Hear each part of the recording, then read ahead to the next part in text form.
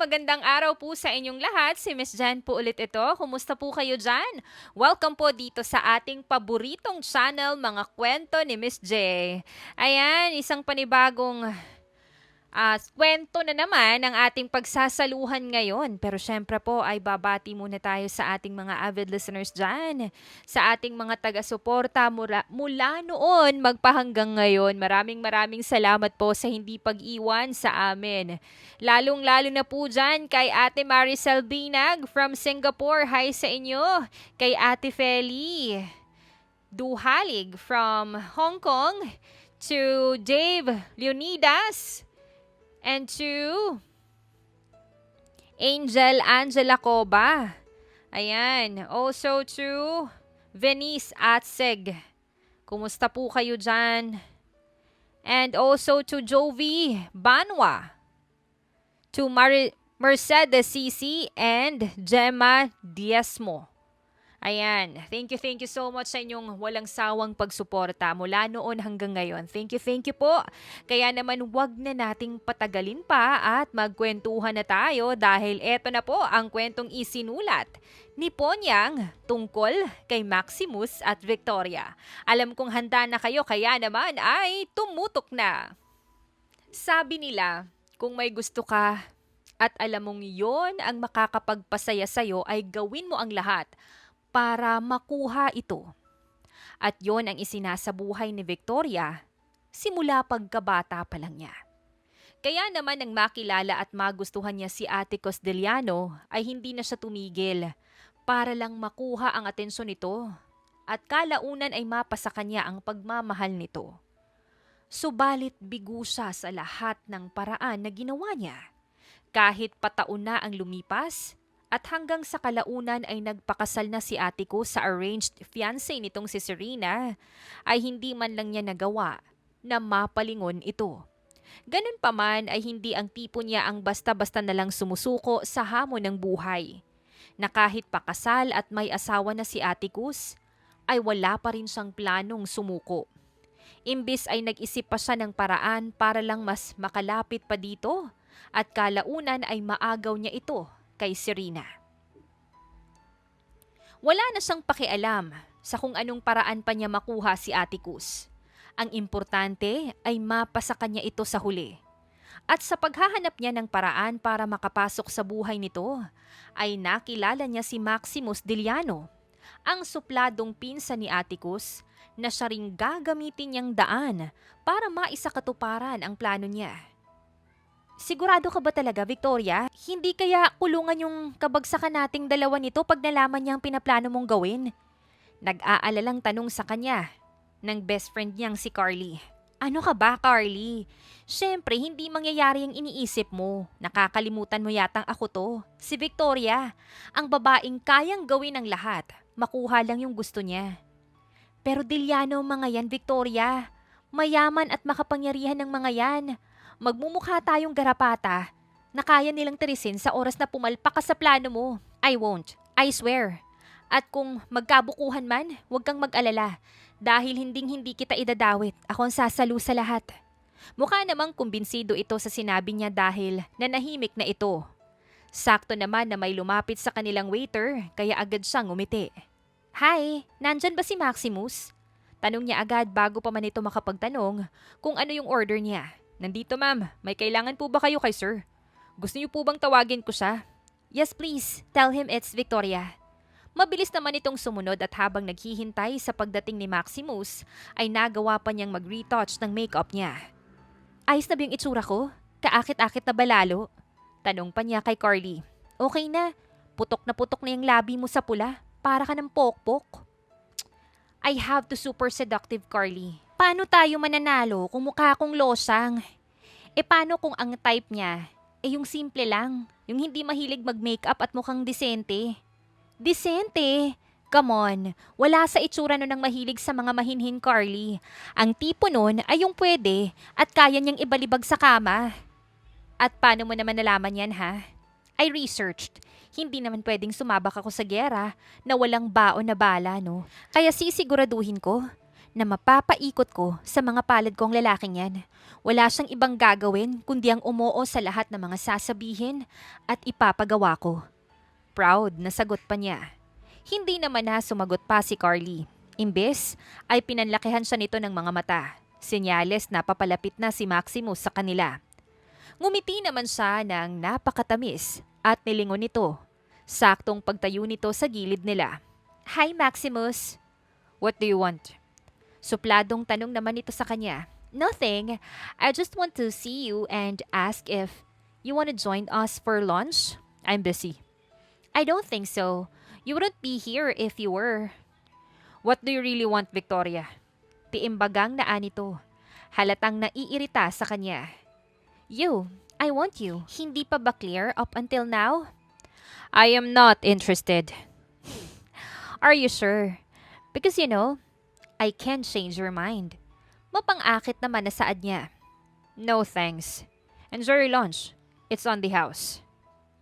Sagot naman ito tsaka sila tinalikuran. Mahinang napatawa naman si Carly sa harap niya nang makalayo na si Maximus sa kanila. Supalpal ka no, sabi ko naman sa'yo eh. Hindi lahat ng lalaki ay kaya mong akitin. Shut up Carly. Nagpapakipot lang yan si Maximus. At paano kung hindi? Si Atticus nga, ni hindi mo nagawa na mapalingon sa'yo. Yan pa kayang mukhang araw-araw may regla. Tanggapin na lang natin na hindi na talaga matutupad ang pangarap mong maging Deliano, Victoria. Mabilis naman siyang umiling. No, never. I won't give up. I won't stop until I have that freaking surname on my name. Okay? Suit yourself. Kibit balikat na sagot naman sa kanya ni Carly. Inirapan niya naman ito tsaka tumayo na para umalis.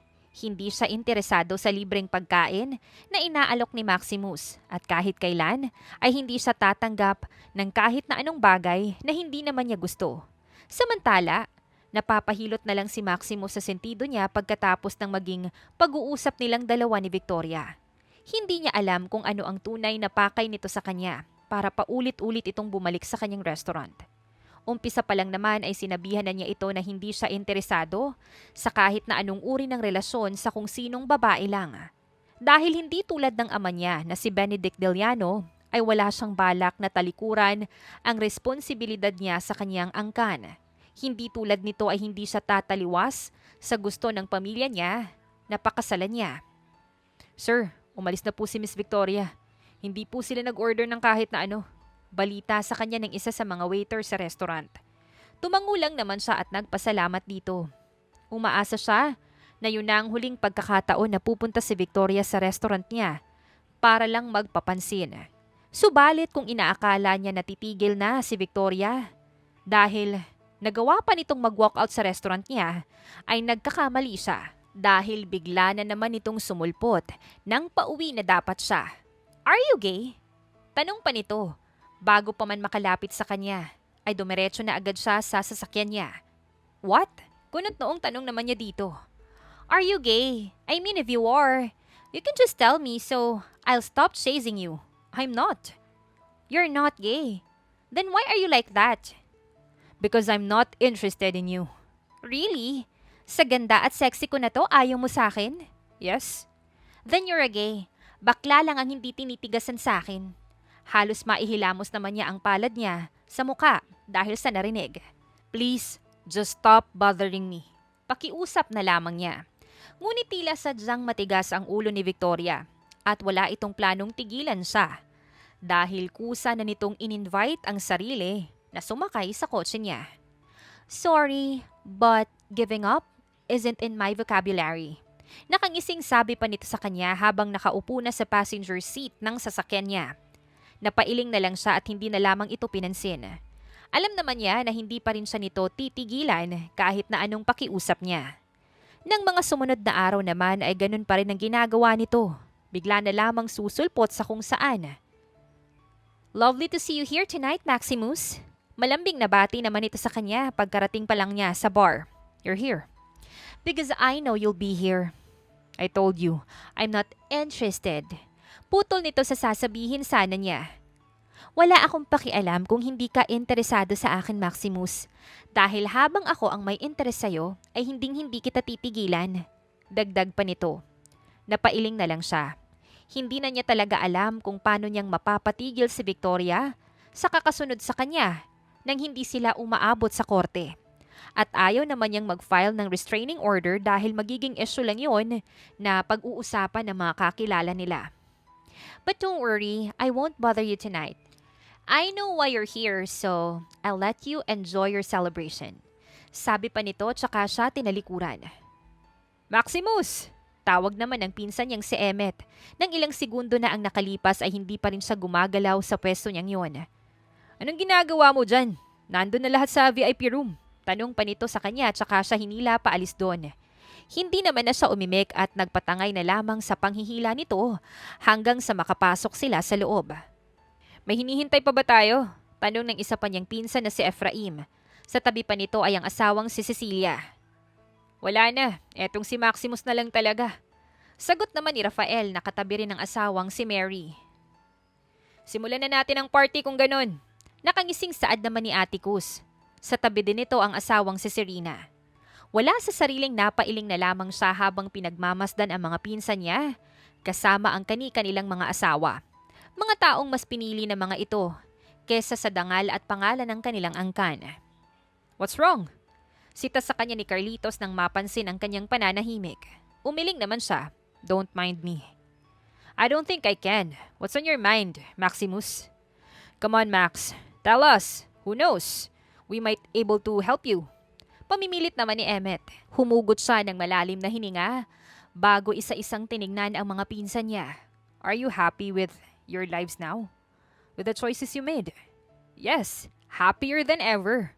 Sagot ni Carlitos na sinang-ayunan naman ang lahat. Is this about us marrying our wives? Tanong pa ni Rafael. Yeah. How can you be happy after turning your backs on your family?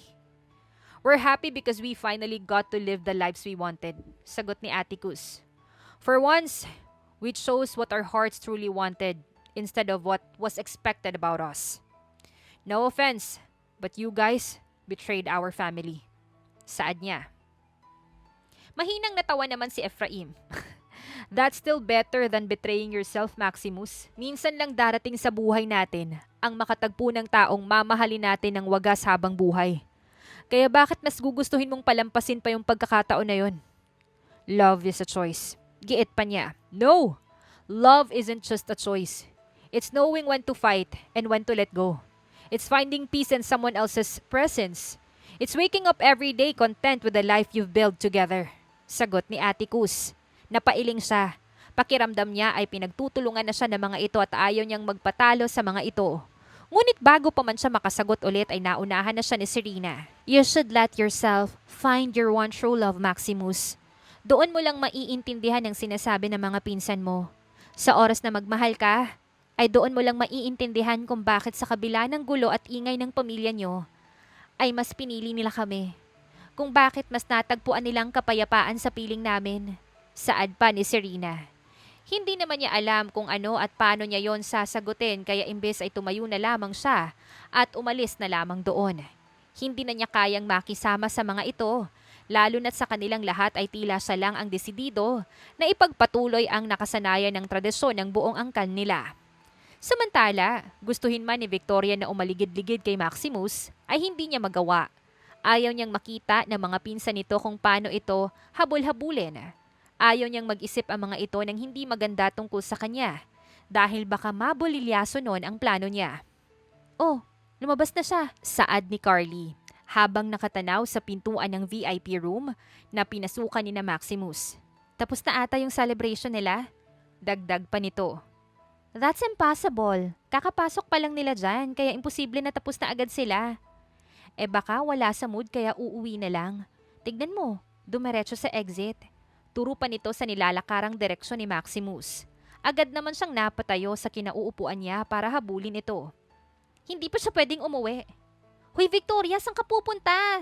Sigaw sa kanya ni Carly, pero hindi na niya pinansin pa at diretso na lang ang lakad niya hanggang sa maabutan na niya si Maximus sa parking lot. Maximus! Why are you here?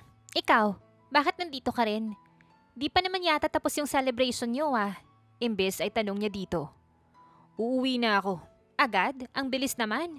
Hindi pa naman yata tapos yung celebration nyo. They can still continue without me. Ha? Bakit? Inaway ka ba nila kaya ka umalis at uuwi na? Usisa niya.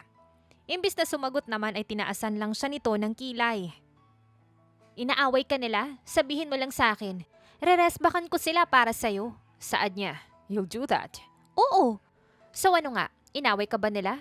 Ako nang bahala sa kanila. Sabi pa niya kahit na ang totoo ay hindi niya yun magagawa at puro salita lang siya. Laking luwag naman ang paghinga niya nang ilingan siya ni Maximus. It's fine. You don't have to bother. Sure ka?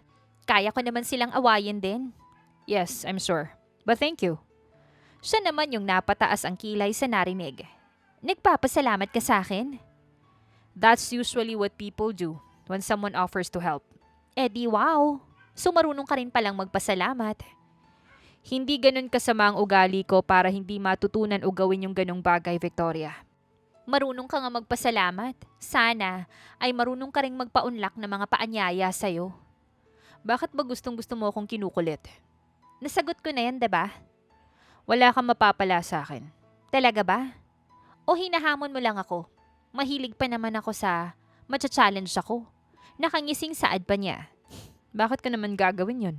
Ewan, malay ko ba kung nagpapakipot ka lang pala? Sagot pa niya. Tinawanan naman siya nito. Hindi ako nagpapakipot kaya kung ako sa'yo, ay wag mo nang sayangin pa yung oras mo sa akin. It's for me to decide, Maximus. Titigil ako kung gusto ko. At habang hindi ko pa naiisipang gawin yon, ay gagawin ko lahat ng gusto ko. Ang tigas ng ulo mo. Sabi na lang nito sa kanya tsaka siya nilayasan. Hindi naman na niya ito hinabol pa at hinayaan na lamang itong makaalis. Para sa kanya ay sapat ng alam nito na desidido siya sa mga ginagawa niya. At wala na itong ibang pagpipilian pa kundi ang pansinin at pagbigyan siya. Bibigay ka rin sa akin, Maximus. At kapag nangyari yon, sisiguraduhin ko na hindi ka na makakawala sa mga palad ko. Sumpa niya sa hangin bago tumalikod at naglakad papasok muli sa loob ng bar. Samantala, hindi naman mawala sa isip ni Maximus ang naging pag-uusap nilang dalawa ni Victoria. Dahil kahit sanay na siyang makisalamuha sa iba't ibang klase ng babae, ay ngayon lang siya nakatagpo ng katulad nito. Isang babaeng hindi takot sabihin at gawin ang gusto nito. Patrick, tawag niya sa assistant niya pagkatapos niyang magkulong maghapon sa loob ng office niya. Yes, boss. Alis na kayo? Yes, ikaw nang bahala dito, okay? Sabihin mo sa kanila na kumain na muna kayo bago umuwi. Bilin pa niya. Noted, boss. Kayo ho ba, boss? Hindi muna kakain bago umuwi. May dadaanan pa ako bago umuwi. Kaya doon na ako kakain. Blind date, boss? Tanong nito sa kanya. Tumango naman siya. Panglima na yan ngayong buwan, boss ah. Hindi niyo pa rin ba nahahanap yung the one niyo? Umiling siya. Alam mong hindi ako naniniwala sa ganyan, Patrick. Alam ko naman, boss. Hindi ko nakakalimutan. Pero hindi ho ba mas masaya at mas masarap sa pakiramdam kung yung makakasama mo sa buhay ay yung talagang gusto mo at mahal mo? Yung magkasama kayo kasi gusto nyo. Mas masaya kasi kung mahal nyo yung isa't isa at hindi lang dahil sa diniktahan kayo. I'll be happier doing what is right, Patrick. Iba pa rin yung pag-ibig, boss. Pero sige, buhay mo naman yan. Alam ko naman na hindi mo pipiliin yan kung hindi ka dyan magiging masaya. Hindi naman na pinansin pa ang sinabi nito at nagsabi na aalis na siya para makipagkita sa kadate niya. Nagulat naman siya nang pagdating niya sa restaurant ay nandoon na ito kahit na mas maaga siya ng 30 minutes kesa sa oras ng napag-usapan. I'm sorry I'm late. Bungad niya pagkaupo sa harap nito. Mahiyaing ngumiti naman ito sa kanya. It's okay. I just came early since I'm already in the area. I see. I'm Maximus, by the way. Pakilala pa niya. At naglahad pa ng kamay. Vernice. Sagot naman ito tsaka tinanggap ang kamay niya. It's nice to meet you, Maximus. The pleasure is mine, Vernice. Let's order first? Sure. Sagot nito. Agad siyang nagtawag ng waiter para mag-order. Pinaunan niya ito at tulad ng mga nauna niyang nakadate, ay salad din yung in-order nito. Habang siya naman ay steak yung in-order. Nag-order na rin siya ng red wine para sa kanilang dalawa. Are you sure that's all you'll eat?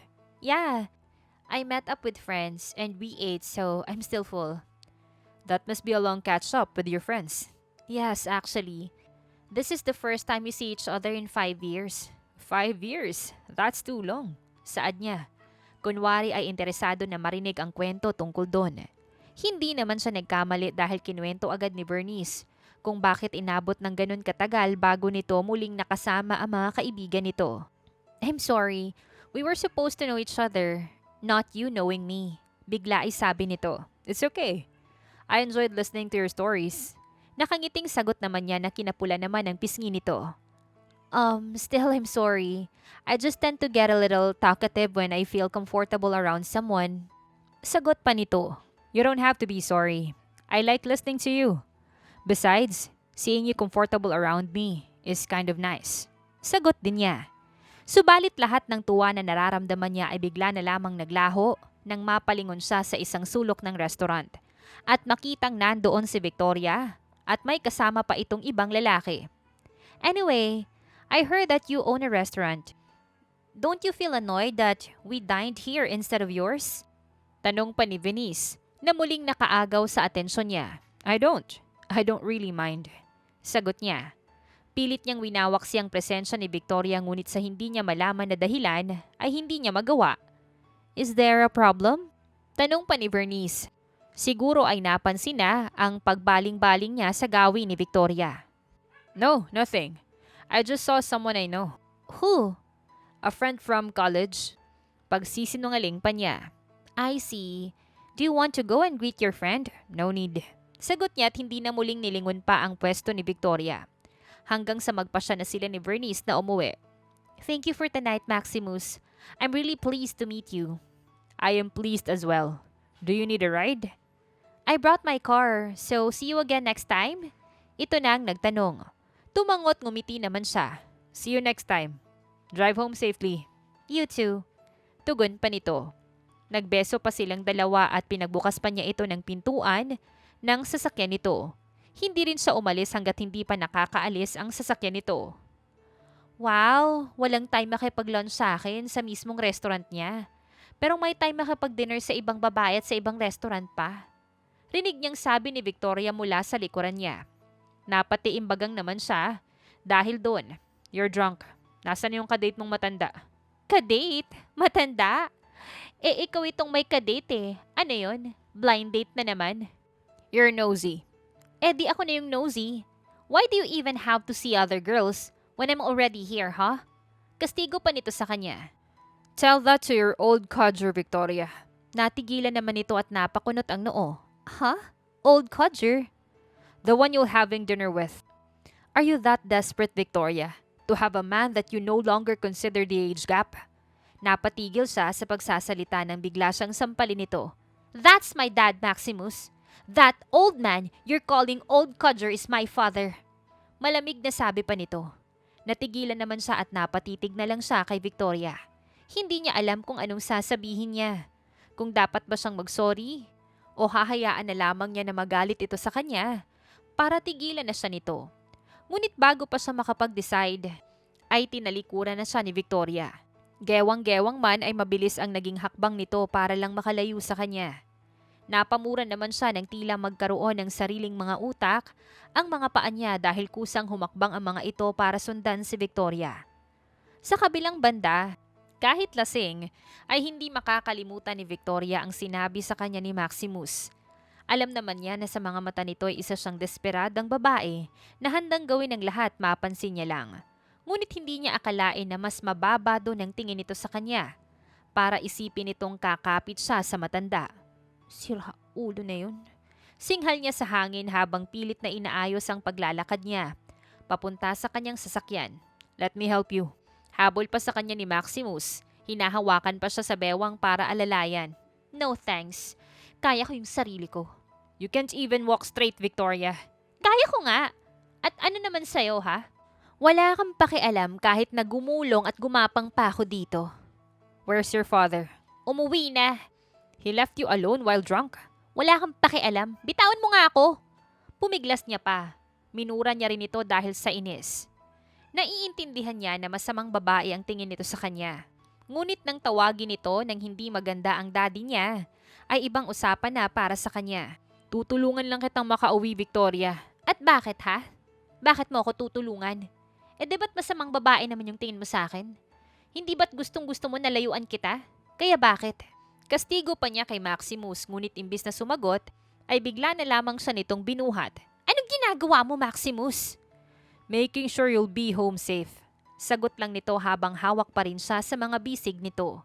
Hindi naman niya magawa na magpumiglas dahil umiikot na ang buong paligid niya dahil sa kalasingan. Why did your father let you drink too much? Shut up! I don't want to talk to you. Sagot niya habang nakapikit na. Really, ha? Tila namamanghapang tanong ni Maximus sa kanya. Oo, nakakairita ka kasi. Sagot niya. Ramdam naman niya ang pag-iling nito habang natatawa pa. Hindi na rin ito nagsalita imbis ay naramdaman na lamang niya ang pagtigil nito sa paglalakad, tsaka niya narinig ang tunog ng pagbukas nito ng pinto ng sasakyan. Alam niyang hindi niya yon sasakyan kaya kahit na hirap, ay pinilit niyang magmulat ng mga mata. Dala ko yung sasakyan ko. You won't drive, Victoria. I won't let you drive while drunk. Wow, kunwari concern, pero lagi naman akong pinagtatabuyan. Ano yon? Masyado bang masayang date mo kanina na bigla mong naisipang maging mabait ngayon? Tingin mo bigla charity ako, ha? I'm not thinking any of that, Victoria. Depensa nito tsaka siya kinabitan ng seatbelt. Hindi ako naniniwala. Ikaw pa? You're a cold-hearted bastard who will not care even if I die in front of you. Did you just call me a bastard? Yes! Dahil ang sama ng ugali mo, ang damot-damot mo rin. Letse ka. Pasalamat ka, gwapo ka. Kung hindi, hindi kita pag-aaksayan ng oras. Sigaw pa niya dito. Wala na siyang pakialam kung makita na nito ang tunay niyang ugali. Alam naman niyang hindi rin siya nito magugustuhan. Ngunit tila taliwas sa iniisip niya ang nangyayari. Dahil nagising na lang siya kinabukasan na nasa hindi pamilyar na silid na. Agad siyang napabalikwas ng tayo galing sa kama at gano'n na lang ang gulat niya nang hindi na niya suot ang damit niya ng nakaraang araw. At tanging panlalaking long sleeve polo ang suot niya. What the hell happened? Kinakabahang tanong niya sa kanyang sarili habang pilit na inaalala kung ano ang nangyari sa nagdaang gabi. Ngunit bigo siyang maalala lahat kahit maliit na detalye. Kaya lakas loob na lang siyang lumabas ng silid para malaman kung kaninong bahay yon. At kung mawiwindang na siyang magising sa lugar na yon ay mas nawindang siyang makita si Maximus doon at abalang nagluluto ng kung ano sa kusina. Maximus? Tawag niya. Nilingon naman agad siya nito at ngumisi sa kanya. Good morning, princess. Bakit ako nandito? Bakit sa tingin mo? Tanong pa nito pabalik sa kanya. Pilit naman niyang inaalala ang mga nangyari sa nagdaang gabi, ngunit wala talaga siyang maalala. Dinala mo ko dito? Obviously, I cooked. Kumain na muna tayo ng breakfast bago mo ako kastiguhin. Aya pa nito sa kanya. Pinaghila siya nito ng upuan kaya wala na siyang nagawa kundi ang maupo na doon. Anong meron? Hindi niya mapigilang itanong nang ipagsandok din siya nito ng pagkain sa pinggan niya. Para pagbigyan ng gusto mo na makasabay akong kumain. So, dapat pa akong magpasalamat sa'yo na sa wakas ay pagbibigyan mo na ako? That's not what I meant, Victoria. Kung hindi yon, ano? Iritado niyang sabi. Can we not argue in front of Grace? Mamaya na natin pag-usapan niyang pagmamaktol mo. Sagot nito dahilan para lalo siyang mainis. Dahil naman doon ay walang pasabi siyang tumayo. Nasaan yung damit ko? Uuwi na ako. Kumain ka na muna. Salamat na lang pero mas gusto kong umuwi na lang. Victoria, tawag nito sa pangalan niya. Para bang sinasabihan siya na magpakabait. Dahil kung hindi, ay may kalalagyan siya. Pero inis na talaga siya kahit na hindi naman niya alam ang dahilan. Kaya imbis na sundin ito, ay tinalikuran niya na ito at mabilis na naglakad pabalik sa silid nito. Alam niyang nandun ang mga gamit niya kaya kukunin niya na muna ang mga yon, tsaka siya aalis. Ngunit hindi pa man niya nagagawa ang balak niya, ay nakasunod na agad si Maximus sa kanya. You are really a pain in the ass. Sabi pa nito sa kanya tsaka siya binuhat pabalik sa hapag. Pilit naman siyang nagpupumiglas ngunit hindi siya nanalo sa lakas ni Maximus. Lalo na nang imbis na ibalik siya nito sa kinauupuan niya kanina lang, ay kinandong na lang siya nito habang mahigpit na nakapulupot ang braso nito sa bewang niya.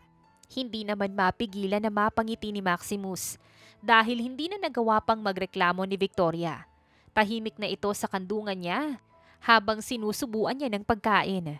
Alam niyang labag sa mga prinsipyo niya ang inaakto niya sa mga oras na yon. Ngunit wala na siyang pakialam pa. Napag-isipan niya na buong magdamag ang dapat niyang gawin at nakapagdesisyon na rin siya.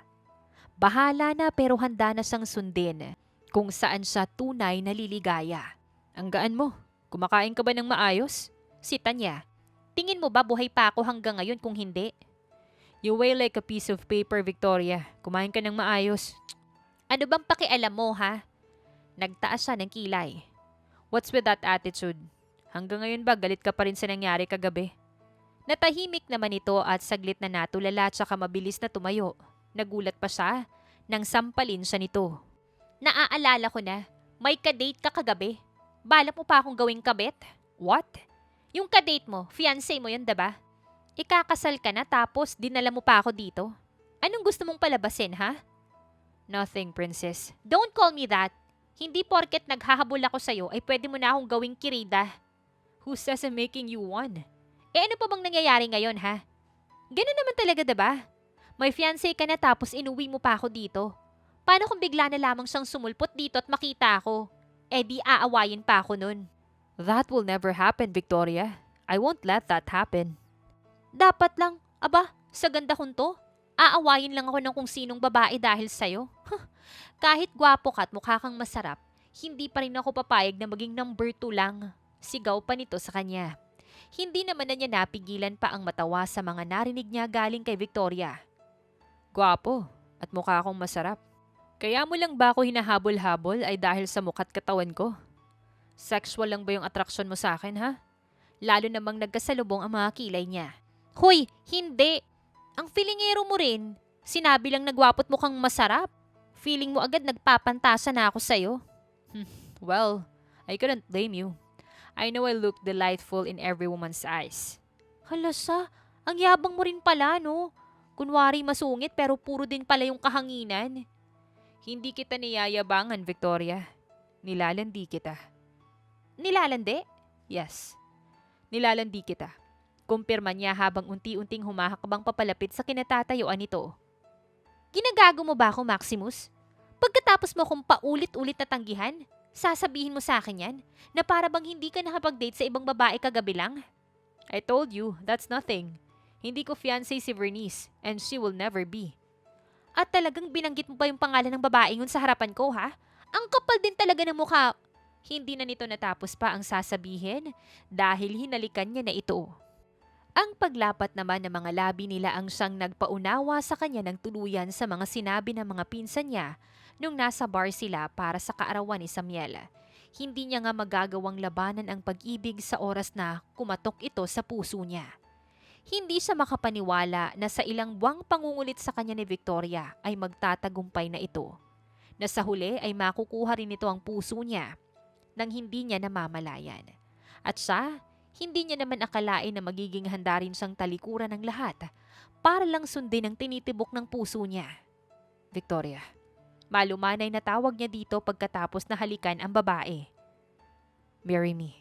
Dugtong nito. Ha? Ano? Anong sabi mo? Marry me. Let's get married, please. Makaawa pa niya. Imbis naman na matuwa ay tila lalo lang itong nagalit sa kanya na nagawa pa siya nitong itulak. Ginagago mo ba talaga ako? No, seryoso ako. Gusto kitang pakasalan, Victoria. Kaya kung handa ka na ring magpakasal, ay sabihin mo lang. Pangako, gagawin ko ang lahat mapaligaya lang kita. Hinding-hindi ako gagawa ng kahit na anong makakasakit sa damdamin mo. Pangako pa niya. Tinitigan siya ni Victoria. Tila ba ini-examine ang buong pagkatao niya para malaman kung nagsasabi ba siya ng totoo o hindi. Hindi naman na siya naghintay lang na matapos itong suriin siya dahil inilahad na niya ang singsing na ilang oras nang nasa kanyang bulsa. This is my mom's engagement ring, passed down from my dad's mother. This will be yours now if you accept my proposal. Anya habang nakalahad sa harap niya ang singsing. Seryoso ka talaga? Never been so serious in my whole life until this moment, Victoria. Pero bakit kasal agad? Hindi man lang ba tayo dadaan muna sa pagiging boyfriend-girlfriend? I don't think that's necessary. Mahal naman natin yung isa't isa kaya bakit pa kailangan nating patagalin? Mahal mo ko? Oo, mahal kita, Victoria. Sagot niya. Diretso pa ang tingin niya sa mga mata nito. Natutop naman ito ang mga kamay sa bibig nito at hindi na nakapagsalita pa. Tila ba gulat na gulat pa ito na kaya niyang magmahal na at maaari niya itong mahalin. Ganun pa man ay napapayag niya rin ito sa huli. Kaya naman hindi na siya nag-aksaya pa ng oras at agad na siyang kumuha ng mag-aasikaso sa kasal nilang dalawa. At tulad naman ng inaasahan niya ay mabilis na umaksyon ng pamilya at tulad ng mga pinsan niya, itinakwil agad siya ng mga ito. Wala naman siyang pakialam doon, lalo na't napakasaya ng puso niya sa mga oras na yon. Samantala, hindi alam ni Victoria kung dapat ba siyang magdiwang o matakot sa nangyayari. Alam niyang intensyon at plano niya ang paibigin si Maximus. Ngunit hindi naman niya inakala na imbis na maging girlfriend nito, ang ialok sa kanya, ay pagiging asawa kaagad. Natupad na yung plano mo kaya ano nang pinag-aalala mo ngayon, Victoria? Tanong sa kanya ni Carly pagkatapos niyang ikwento ang nangyari. Gusto niyang magpakasal na kaagad kami, Carly. Ang plano ko ay maging boyfriend-girlfriend na muna kami. Ayaw mo pa niyan? Hindi ba't mas magkakaroon ka ng pagkakataon na makalapit kay Atticus kung magiging mag-asawa na kayo ni Maximus? Pero hindi ba nakakadiri yon? I mean, asawa na ako ng pinsan niya nun, Carly. Umpisa pa lang naman nakakadiri na yung plano mo eh. Kaya ano pang pinagkaiba niyan ngayon? Sagot nito sa kanya. Imbis naman na gumaan yung pakiramdam niya ay tila mas lalo lang siyang namroblema. Alam niyang seryosong tao si Maximus. Ngunit hindi niya akalain na ganun kalala ang pagiging seryoso nito. Anong gagawin ko? Ano pa ba? Di panindigan mo yung kagagahan mo. Pinasok mo yan kaya panindigan mo. Carly naman hindi ka nakakatulong. Wala naman talaga akong maitutulong sa'yo, Victoria. Ikaw lang ang makakahanap ng solusyon dyan sa pinasok mong gulo. Mamili ka na lang ngayon kung itutuloy mo yan o hindi na. Hindi na ako pwedeng umatras, Carly. Nandito na ako di panindigan mo na.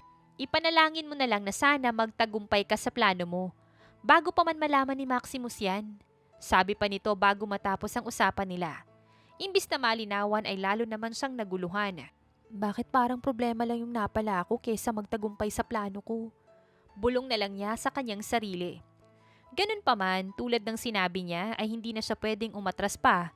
Kaya kahit na alangan ay nagpakasal pa rin siya kay Maximus. Namangha pa siya dahil kahit na maikling panahon lang ang naging paghahanda, ay naging maganda pa rin ang kasal nila. Ang enggrande naman itong kasal niyo, Victoria. Mukhang pinaghandaan talaga ni Maximus. 5 million ang nagastos niya para dito, Carly. 5 milyon? Naiskandalo naman itong reaksyon. Gumastos siya ng 5 milyon sa kasal sa'yo? Pabulong nito. Oo, kaya nga nagigilty na ako ng konti Nakakagilty ng konti? Magigilty ka na lang konti pa? At alam mo ba, na tinakwil na siya ng mga Diliano dahil sa pagpapakasal niya sa'yo. Anong gusto mong gawin ko? Magilty ng sobra-sobra tapos ay umamin sa nagawa ko. At hindi ko na problema kung tinakwil siya ng mga siraulo niyang kamag-anak, ano? Ang tanong, kaya mo bang gawin yon ha? Tanong nito sa kanya. Bakit ko naman gagawin yun? Di parang nagpatiwakal na rin ako noon. Sagot naman niya. Sasagot pa sana si Carly nang sumulpot na si Maximus sa kanyang tabi. Hiramin ko na muna yung asawa ko, Carly. Paalam pa ni Maximus. Nakangiting tumango naman si Carly tsaka ito hinayaan na dalhin siya sa kung saan. Saan tayo pupunta? Tanong naman niya nang makalabas sila ni Maximus sa venue ng resepsyon ng kasal nila. Basta, sumama ka na lang sa akin. Sagot pa nito. Hindi naman na siya nagreklamo pa at sumunod na lang katulad ng gusto nito. At nang marating na nila ang sinasabi nito, ay halos lumuwa ang mata niya sa gulat. My wife deserves all the best things in the world. Sabi pa nito sabay halik sa pisngi niya. Sa akin yan? Yes, baby. Maximus, that's a Mustang. I know. Ang mahal niyan. And? Money isn't an issue, Victoria. Handa akong ubusin ang pera ko, maibigay ko lang lahat ng dapat ay para sa'yo. Sabi pa nito. Hindi niya yun inaasahan o kung anuman ang pwedeng ibigay sa kanya ni Maximus kaya hindi niya mapigilan ang magulat at mamangha. Hindi mo naman kailangan gumastos para sa akin, Maximus. Hindi ko naman. At bakit hindi? You are my wife now, Victoria. Lahat ng akin ay sa'yo simula ngayon. Kaya hindi mo na kailangang mahiya, lalo na pagdating sa pera. Hindi ako gold digger, Maximus. Who's thinking that you are? It's our money now, baby. You can spend how much money you want to spend. Sabi pa nito sa kanya, lalong hindi na siya nakaimik at namanghana lang ng tuluyan. Hindi niya akalain na ganun ito magmahal. Na sa kabila pala ng suplado at malamig nitong pag-uugali, ay kayang-kaya pala nitong ituring siya na parang isang prinsesa. Thank you, Maximus. Sabi na lamang niya. Anything for you, my wife. Sagot nito tsaka siya muling pinataka ng halik sa kanyang pisngi. Samantala, punong-puno naman ng kaligayahan ang puso ni Maximus habang nagpapasalamat sa lahat ng dumalo sa kasal nilang dalawa ni Victoria. Karamihan man sa mga yon ay puro mga kaibigan niya at mga pinsan niya lang ay kontento pa rin siya. Congrats, Max! Bati sa kanya ni Emmet. Thanks, Emmet. You finally understand us, huh? Sabi naman ni Ephraim. Nakangiti ito pati na rin ang mga pinsan nilang nakatingin lang sa kanya. Naghihintay ng sagot niya. Masayang tumango naman siya sa mga ito. Yeah, I understand you all now. And you're correct. Nothing's happier than following your heart's desire. We're happy for you too, Max. We wish nothing but happiness for your marriage. Saad pa ni Atticus. Panay naman ang pasalamat niya sa mga ito. Masayang-masaya na sa kabila ng mga nasabi niya ay hindi napagod ang mga ito na pangaralan siya tungkol sa tunay na kaligayahan at pag-ibig. At nang makita naman niya ang mga magulang niya ay pakiramdam niya ay wala na siyang dapat problemahin pa. Mom, Dad, bati niya sa mga magulang niya. Where's your wife, iho? Tanong agad ng daddy niya, dating gobernador ito ng probinsya nila, habang ang mommy naman niya ay dating mayor din. She's sending off her friends, Dad. She'll be back in a minute. Hindi mo sinamahan, anak? Tanong ng mommy niya. Kausap ko kanina sila Emmet, Mom. Kaya siya na lang daw muna yung maghahatid sa mga kaibigan niya.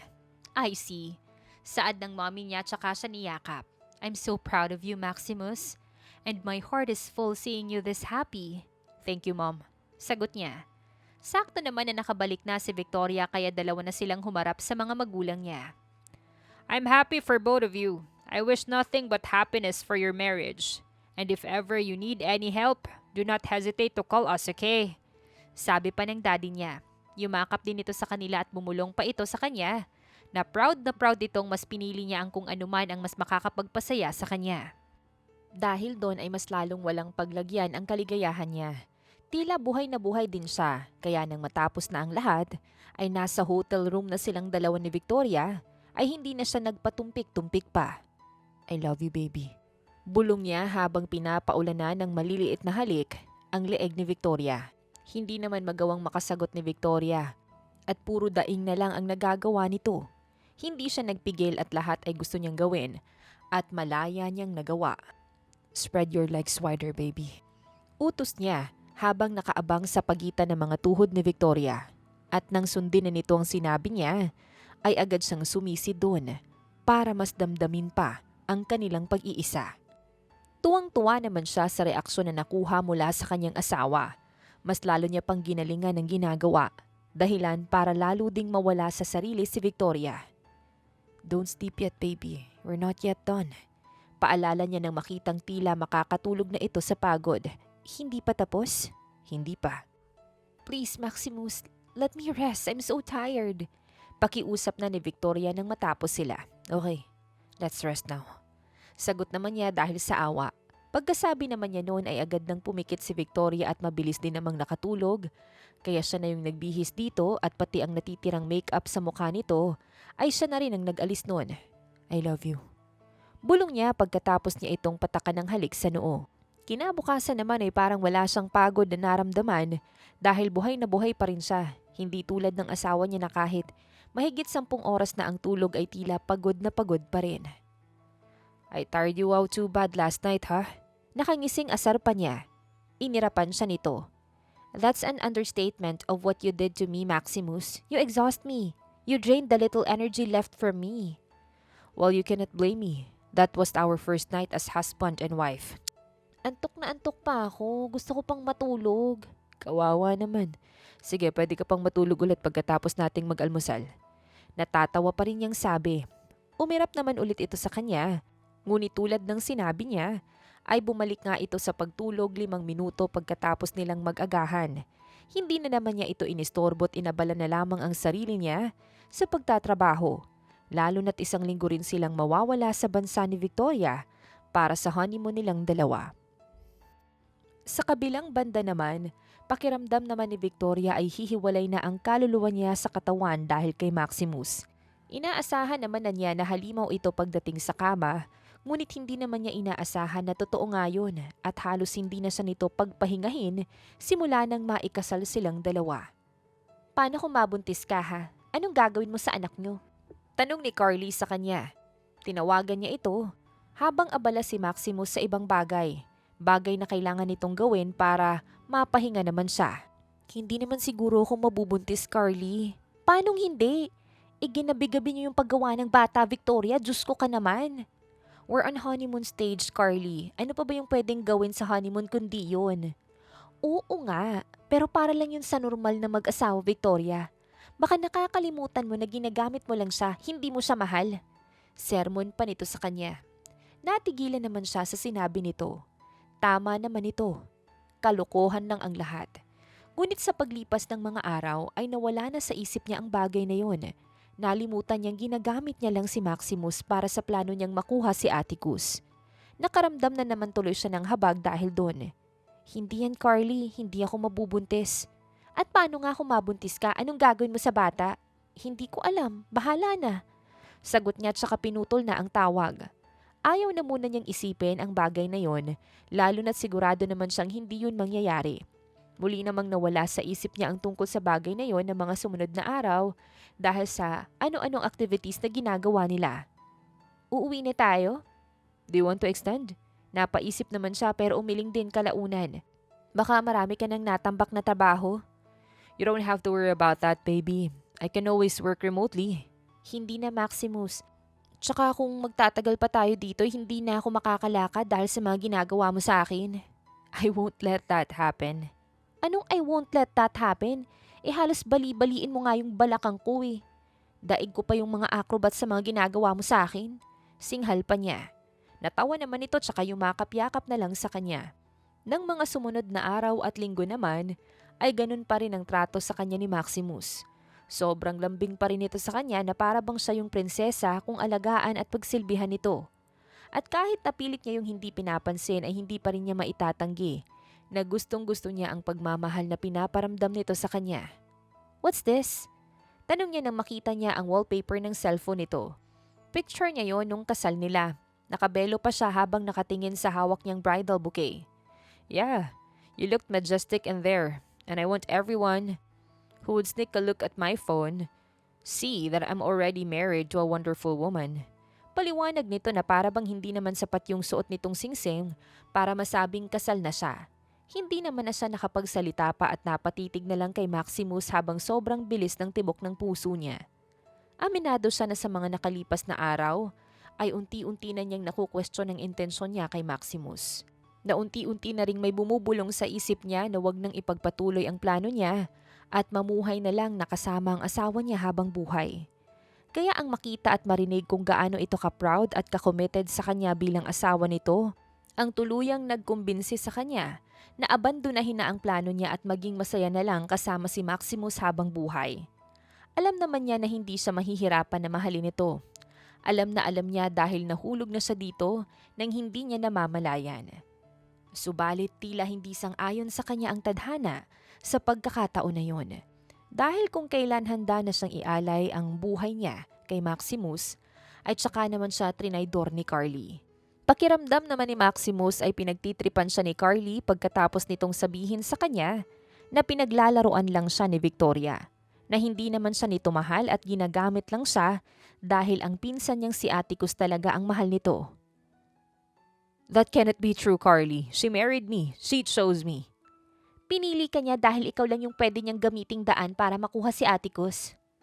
Atticus is also married. Stop slandering my wife. I'm not slandering your wife, Maximus. Pinapaalam ko lang sa'yo kung anong kasamaan ang ginagawa ni Victoria sa'yo. No, I don't believe you. You are her best friend, Carly. How can you do this to her? Because I'm not blind to her evilness. Oo, at kinampihan ko siya nun. Pero may hangganan din ang kaya kong konsintihin. No, you're lying. Get out. Saan pa niya dito? Ngunit nang ipakita na nito sa kanya ang lahat ng ebidensya, na magpapatotoo sa mga sinasabi nito ay tuluyan ng gumuho ang mundo niya.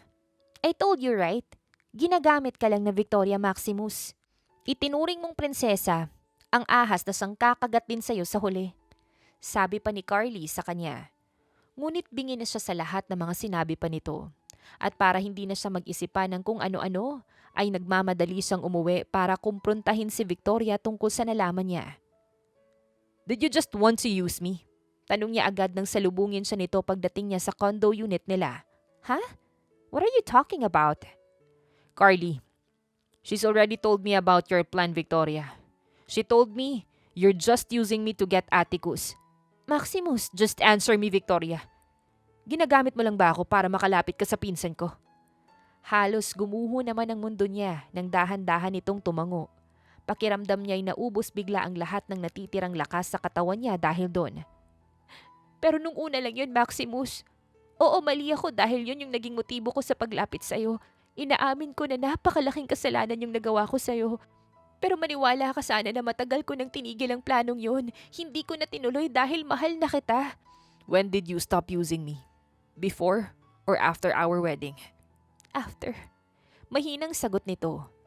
Parang tinusok naman ng milyon-milyong karayom ang puso niya sa narinig. Hindi niya akalain na mangyayari yon sa kanya.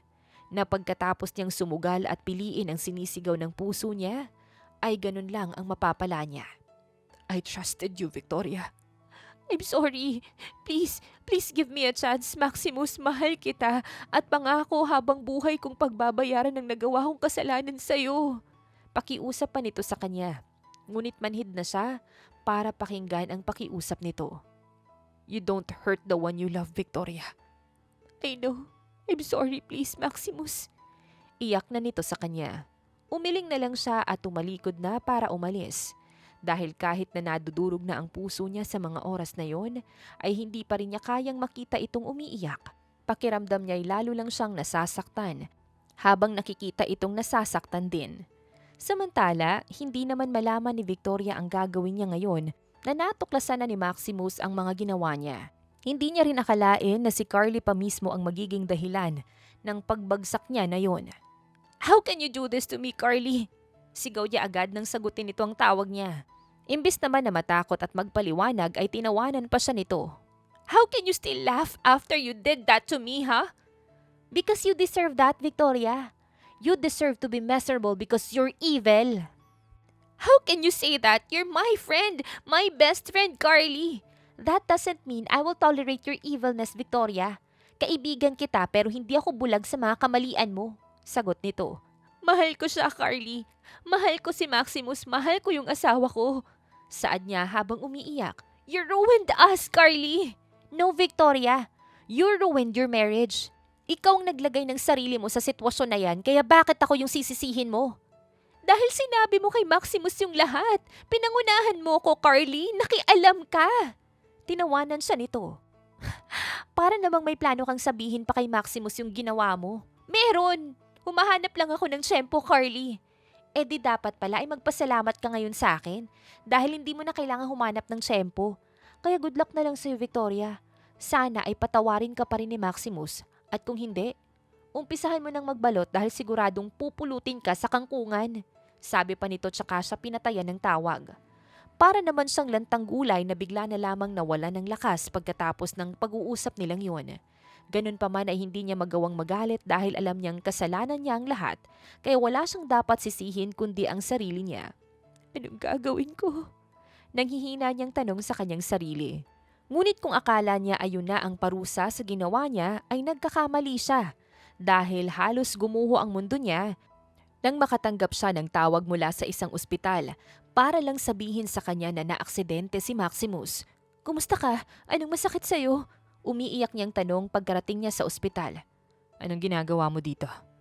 Paano mo nalaman na nandito ako? Tinawagan nila ako. Sinabi nila sa akin na may nangyari sa'yo, Maximus. Maximus, natakot ako. Akala ko kung ano nang nangyari sa'yo. Hagulgol pa niya. Ilang segundo naman itong tumitig na muna sa kanya bago inabot ang kanyang pisngi para pahiran ang luha niya. I'm sorry, baby. I'm fine now. You have nothing to worry about. Sabi pa nito sa kanya. Ngunit imbis na kumalma ay mas lalo lamang siyang naiyak. Sobrang sakit ng dibdib ko pagkatapos kong nalaman na naaksidente ka. Akala ko mawawala ka na sa akin nang hindi man lang ako nakakabawi. Nang hindi ko man lang napapatunayan sa'yo na mahal kita. You still have plenty of time to prove that to me, Victoria. Kaya huwag ka nang umiyak. Sagot pa nito. Tumango naman siya at pilit na pinipigilan ng kanyang sarili na umiyak. Magpagaling ka na agad, please. I will. Sagot pa ulit nito tsaka siya marahan na hinila para mayakap. Ngunit ang inakala nilang simpleng aksidente ay ang higit na susubok pala sa pagsasamahan nilang dalawa ni Maximus. Pwede ka pa namang makalakad, Maximus. Kailangan lang nating magpa-therapy. Kumbinsi niya dito pagkatapos sabihin sa kanila ng doktor na maaaring pansamantalang hindi makalakad si Maximus dahil sa aksidente. At paano kung hindi na ako makalakad? Huwag mong isipin yan, makakalakad ka. Kailangan mo lang munang gumaling tsaka tayo magpapa-therapy. Paano nga kung hindi na ako makalakad, Victoria? Paano kung malumpo na ako habang buhay kahit na magpa-therapy pa ako? Eh di tanggapin na natin. Makalakad ka man o hindi na, ayos lang. Ang importante malakas ka, malusog ka, sapat na para sa akin yon, Maximus. Ayos lang sa'yo kahit na baldado ang asawa mo? Tumango naman siya. Ayos lang. Wala yung problema sa akin, mahal na mahal pa rin kita kahit anong mangyari. Yon ang pangako niya at handa niyang tuparin yon kahit gaano pa katagal ang hintayin niya bago bumalik sa dati si Maximus. Subalit tila hindi sila katulad ng pag-iisip ni Maximus sa pagkakataon na yon dahil habang humahaba ang araw na hindi ito nakakalakad ay unti-unting nagbabago ang ugali nito. Hindi mo pa naiinom ang gamot mo? Tanong niya. Para saan pa yung pag-inom ko ng mga yan? Wala rin namang nagbabago. Hindi pa rin naman ako nakakalakad. Para sa mga sugat mo mga gamot na to, Maximus. Kailangan mo nang gumaling ng mga sugat mo bago ka i-therapy. Paliwanag niya. Tsaka sinubukan na ilagay sa kamay nito ang mga gamot, ngunit itinapon lang yon ni Maximus. Ayoko niyan. Alam kong hindi na ako makakalakad ulit kaya para saan pa ang pag-inom ng mga yan. Napahugot naman siya ng malalim na hininga at umiling. Gagaling ka. Makakalakad ka ulit, okay? Tutulungan kita, Maximus. Hindi ako susuko kaya dapat ay ganun ka rin. Parang imposible na, Victoria. Hindi imposible, Maximus. Magtiwala ka lang sa sarili mo tulad ng pagtitiwala ko sa'yo. Makakalakad ka ulit, okay? Kumbinsi niya pa kay Maximus. Hindi siya napagod.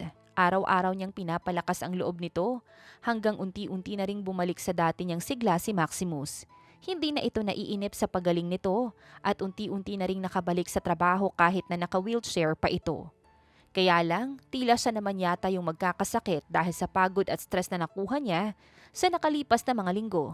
Sandali, anya at saglit na huminto sa paglalakad. Nasa restaurant siya ni Maximus dahil sinamahan niya itong magtrabaho doon. At kung kailan pa uwi na sila, ay tsaka naman sumama ang pakiramdam niya. May problema ba? Baling naman agad sa kanya ni Maximus na nasa wheelchair nito. Inabot pa nito ang bewang niya para maalalayan siya. Bigla lang sumama yung pakiramdam ko. Anong nararamdaman mo? Nahihilo lang. Baka dahil lang sa init at... Sagot niya. Ngunit bago pa niya matapos ang sasabihin niya ay nawala na siya ng malay. Hindi naman alam ni Maximus ang gagawin niya nang bigla na lamang nawala ng malay si Victoria. Nasalo niya naman ito ngunit dahil sa kanyang sitwasyon ay hindi niya kayang hawakan ito ng matagal. Patrick! Yes, boss! Tugon ni Patrick tsaka mabilis na tumakbo para tulungan siya nang makita nito ang sitwasyon ni Victoria. Ipahanda mo ang sasakyan, Patrick. Dalhin natin siya sa ospital. Utos pa niya. Mabilis naman ang naging kilos nito at agad nilang nadala sa ospital si Victoria para matignan ito ng doktor. Kumusta ang asawa ko, Doc? May sakit ba siya? Salubong niya nang bumalik agad ang doktor na tumingin sa asawa niya pagkalipas ng halos 1 oras. Wala siyang sakit, Mr. Deliano. Actually, I would like to congratulate you, sir. Congratulate me? Yes, sir. Your wife is 8 weeks pregnant. Congratulations, Mr. Deliano. Bunyag pa nito sa kanya. Imbis naman na matuwa ay nakaramdam siya ng habag para kay Victoria. Hindi siya bulag sa mga paghihirap nito para lang maalagaan siya. Bukod doon ay alam niya rin na ginagawa nito ang lahat ng yon para lang mapatunayan nito ang tunay na pagmamahal nito sa kanya. Bigla tuloy siyang natauhan sa mga naging maling reaksyon niya simula nang maaksidente siya. Baby, tawag niya nang magising na ito. Bakit tayo nandito? Nawalan ka ng malay kanina sa restaurant. Ganun ba? Pasensya na't naabala ko pa yung oras mo sa trabaho. Pero ayos naman yung pakiramdam ko ngayon. Pwede na siguro tayong umuwi, Maximus. Hinging paumanhin pa nito. You don't have to be sorry, Victoria. And no, we can't leave yet. We need to stay here until tomorrow. Bukas pa? Bakit naman? May mga kailangan pa ba silang test sa akin? May sakit daw ba ako? No, baby. But you need to be checked by their OB. Obi? Bakit? Bakit kailangan pa? Hindi na nito itinuloy ang sasabihin nang napagtanto na nito ang dahilan kung bakit kailangan nitong i-check ng OB. You're 8 weeks along, baby. Sabi niya pa, 8 weeks? Magkakaanak na tayo, Maximus? Yes, baby. We're having our baby. Kumpirma niya na lalo namang nagpaiyak kay Victoria. Dahil naman doon ay nagkaroon siya ng panibagong lakas at dahilan para mabuhay. Alam niyang habang buhay nang tatanim sa isipan niya ang tungkol sa ginawa ni Victoria at maaaring masaktan pa rin siya tuwing maaalala niya yon. Ngunit ayaw niyang maging hadlang yon para maging masaya rin siya. Na yon ang tumuldok sa pagsasama nilang mag-asawa. Kaya kahit na magiging matagal ang paglimot niya sa nangyari, ay handa pa rin siyang magsimula ng panibago kasama si Victoria at ang magiging anak nila. Magpahinga na tayo. Aya niya nang makauwi na sila galing sa ospital. Tumango naman ito at sumunod sa kanya. Maximus, tawag pa nito. Mapapatawad mo pa ba ako? Alam kong walang kapatawaran yung nagawa ko pero gusto kong makiusap na bigyan mo pa ako ng isang pagkakataon. Gusto kong patunayan sa'yo na totoong mahal na kita. Gusto kong itama yung mga mali ko. Mahal na mahal kita, Victoria. Noon, wala akong balak na gawin ng ganito. Ang umibig at talikuran yung pamilya ko. Pero nung nakilala kita, tinalikuran ko ang lahat. Minahal kita kahit na alam ko na pwedeng mawala ang lahat sa akin. At ngayon na nangyari to, kapain ko man ang galit sa puso ko ay wala akong mahanap. Mahal na mahal pa rin kita. Kahit ang sakit-sakit ng ginawa mo sa akin. I'm sorry. Pangako, babawi ako sa'yo, Maximus. Gagawin kong lahat. Mapatunayan ko lang sa'yo na hindi na panluloko at pagpapanggap ang lahat. Please. This will be hard, Victoria. Lahat ng gagawin mo ay pagdududahan ko na. Hindi ko na magagawa na maniwala sa'yo at hindi ko alam kung magiging masaya pa tayo sa ganong sitwasyon. Naiintindihan ko. Pero pwede naman nating i-work out na ba? Subukan natin, please. Hindi ko kayang maghiwalay tayo, Maximus. Hindi ko kayang mawala ka sa akin. Makaawa pa nito sa kanya. Agad naman niya itong niyakap at tinalo. Masyado kitang mahal para talikuran, Victoria. Mahihirapan akong makalimot pero ayos lang. Basta kasama kita. Hindi mo kailangang magsakripisyo para sa akin, Maximus. Tatanggapin ko kahit anong kaparusahan yung gusto mong ibigay sa akin. Umiling siya. Hindi ko kailangan na parusahan ka, Victoria. Sapat na sa akin na ipangako mo na ako lang yung mamahalin mo. Na sa akin ka lang habang buhay. Sa'yo lang ako habang buhay. Sagot naman agad ni Victoria. Sapat na yun. Kontento na ako dun. Nasa ganun silang sitwasyon at posisyon hanggang sa pareho na silang hilahin ng antok. Kinabukasan naman ay maaga siyang nagising para maghanda ng agahan nilang dalawa. Hirap man dahil sa kalagayan niya, ay ginawa pa rin niya ang makakaya niya para lang makapagluto. Good morning! Bati sa kanya ni Victoria paglabas nito ng silid nila. Good morning, baby! Sa restaurant ka lang ba ngayong araw or may meetings ka? Hindi ako papasok ngayon. Hindi? Bakit? Masama ba yung pakiramdam mo? Hindi masama yung pakiramdam ko. Gusto ko sanang mag-unwind tayong dalawa ngayong araw. Kaya hindi na muna ako papasok. Unwind? Date na rin. Ang tagal na rin kasi simula nang huli tayong lumabas at para mag-enjoy. Baka nababagot ka na dito sa unit natin. Hindi naman ako nababagot. Masaya't nag-e-enjoy naman ako kahit nandito lang basta kasama kita. Pero gusto ko pa rin lumabas tayo. Sige, saan naman tayo pupunta? You'll see later. Sagot niya tsaka ito muling pinataka ng halik sa labi. Mabilis naman ang naging kilos nila para makaalis agad tsaka dumiretso na sa bagong tayong beach resort ng pinsan niyang si Ariane at ng asawa nitong si Vito. Ang ganda dito, Maximus. Tumango naman siya bilang pagsang-ayon. Kabubukas lang din itong resort. Talaga? Eh di ngayon ka palang nakapunta dito. Yeah? Maikling sagot niya. Malambing na ngumiti naman ito sa kanya at saka humawak sa kamay niya. Thank you for bringing me here, Maximus. You don't have to thank me, Victoria. I swore that, as your husband, I would take you to every beautiful place this world has to offer. Then I won't thank you. I'll just keep making memories with you and our baby.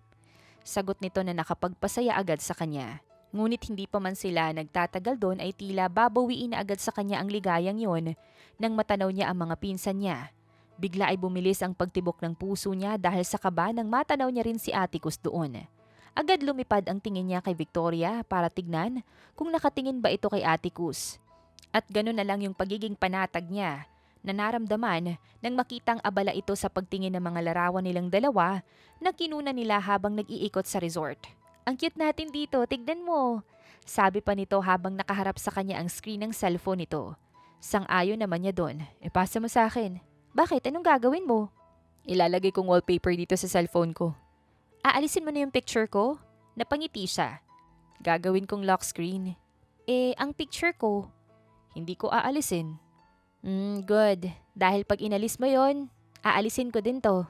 Banta nito sa kanya sabay pakita ng picture niya sa wallpaper din ito sa cellphone nito. You stole a picture of me while I'm sleeping? Anong stole? Asawa kita. Akin ka, kaya paanong nakaw ha? You're right. I'm yours and you're mine. Mine alone. Masayang sang-ayon naman niya tsaka ito hinila pababa sa kanya para mahalikan niya ito. Hindi man naging maganda ang takbo ng pagsasama nila, na hindi man matibay ang naging pundasyon nila, ay alam niya na hindi yun sapat para magkaroon agad ng tuldok ang pahina ng kwento nilang dalawa ni Victoria. Dahil naniniwala siya na hindi sila pagtatagpuin ng Panginoon kung hindi sila ang laan para sa isa't isa. Kaya ngayon, muli silang humahakbang sa panibagong yugto ng istorya nilang dalawa at pangako nilang magiging mas matatag pa para muling mapanalunan ang bawat pagsubok na parating sa kanila. At sa tuwing susubukan sila, hinding-hindi nila kakalimutan ang makinig, umunawa at magpatawad. Dahil alam nila na ang tunay na pag-ibig ay hindi lang nagpapatawad, kundi nagbabago rin para sa ikabubuti ng lahat. At yan na nga po ang kwentong pag-ibig ni Victoria at ni Maximus. Naway kayo po ay kinilig at may natutunan sa kwentong ating napagsaluhan ngayong araw. Muli po, maraming salamat sa inyong walang sawang pagsuporta at pakikinig. Hanggang sa susunod, abangan pa rin po ang mga kwentong puno ng aral, pagmamahal at inspirasyon. Siyempre, dito pa rin po yan sa inyong inaabangang mga kwento ni Miss J.